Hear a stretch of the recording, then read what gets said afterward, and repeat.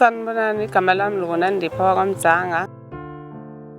Ngihlala endaweni yakwaTwele eDoornkop ngaphansi kwaDukuza Municipality Ward 3. Igama lenkampani yami i-Amila Cleaning Services. Kwi-Amila Cleaning Services sidila necleaning as large, senza i-grass cutting, invasive removals, i-laundry nokuclean ama-office. Nakho konke nje okunye ongasukucabange okwenzekayo kwa-cleaning siyakwazi ukuthi sikukhetharishe. Inhloso ukuthi sinakekele imvelo.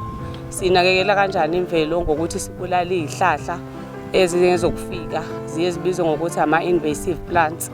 Lezo izihlahla lezo izona izihlahla ezimunca amanzi kakhulu. So thina nge-Amila Cleaning Service sidila nakho lokho ukuthi siyikhiphe lezi zihlahla ukuze sikwazi ukuthi sithole amanzi ehlanzekile. Akuzona izihlahla kuphela, sikhipha nodoti esiwutholayo eduze komfula nasemanzini.